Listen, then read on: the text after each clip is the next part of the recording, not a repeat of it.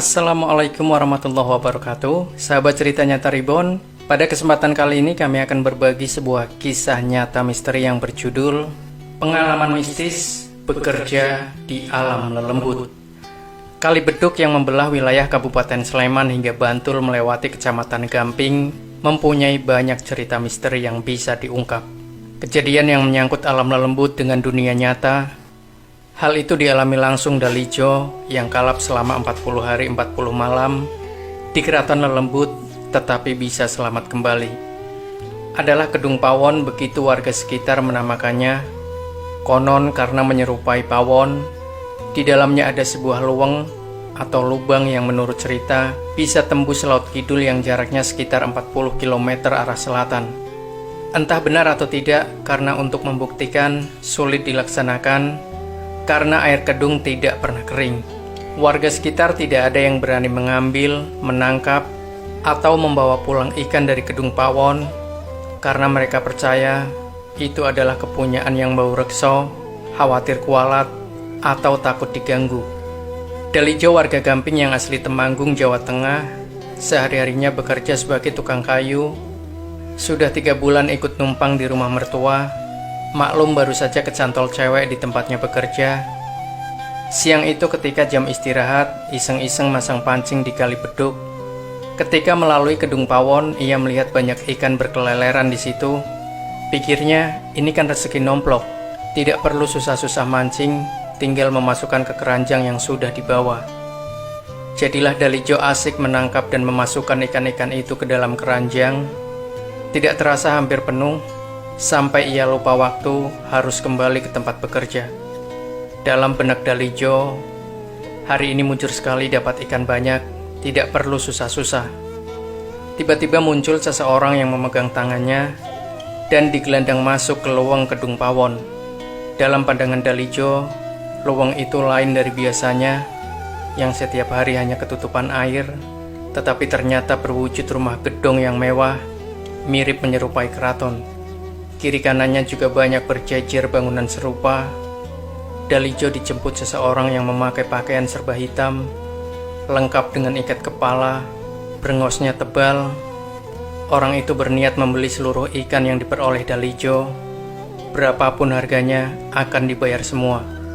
Kemudian ikan-ikan tadi dilepas di sebuah kolam samping rumah, dijadikan satu dengan ikan-ikan yang sudah ada di situ.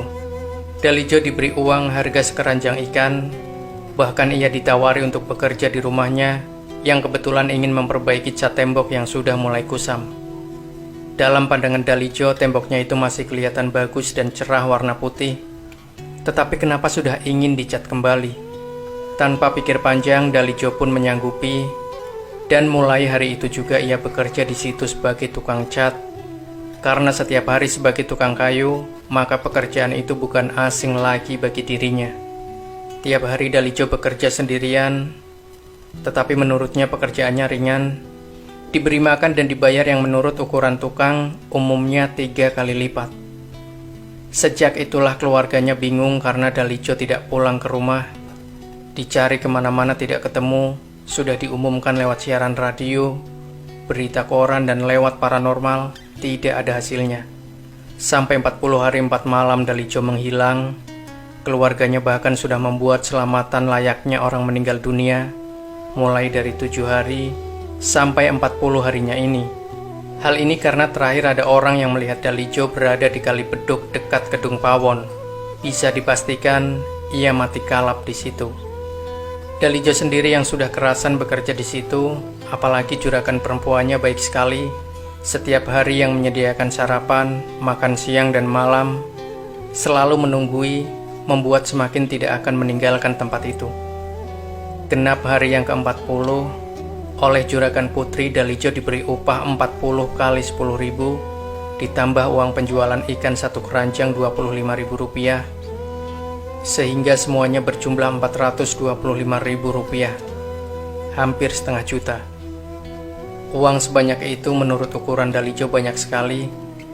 Maklum itu kejadian sekitar tahun 1970-an. Pikirnya bisa untuk modal membuka warung istrinya. Kang Dalijo boleh pulang karena saya sudah cukup dan rumahku pun sudah bagus kembali. Pesan saya kalau mau pulang, sebelum 7 langkah, jangan menoleh ke belakang kalau ingin selamat sampai di rumah. Begitu tuturnya.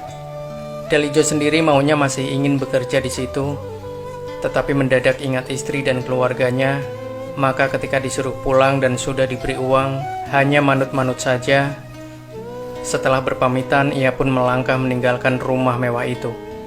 Begitu habis 7 langkah, ketika ia menoleh ke belakang, apa yang dilihat? Ternyata ia tidak berada di depan rumah mewah yang menyerupai keraton lagi, tetapi berada di tepi kali beduk dekat Kedung Pawon. Bersamaan itu terdengar orang memanggil-manggil namanya, "Kang Dalijo, Kang Dalijo." Dan ternyata itu adalah istrinya. Betapa senang hati istrinya, keluarga dan warga kampung dengan kembalinya Dalijo yang sudah 40 hari 40 malam kalap di Kedung Pawon. Uang pemberian demit Kedung Pawon itu ternyata juga laku dan utuh, bisa untuk modal membuka warung. Itulah pengalaman yang menyenangkan sekaligus menyeramkan. Demikian sahabat cerita nyata Reborn, sebuah kisah nyata yang terjadi di tahun 70-an. Dan jangan lupa terus nantikan kisah-kisah terbaru dari kami selanjutnya. Sampai jumpa. Wassalamualaikum warahmatullahi wabarakatuh.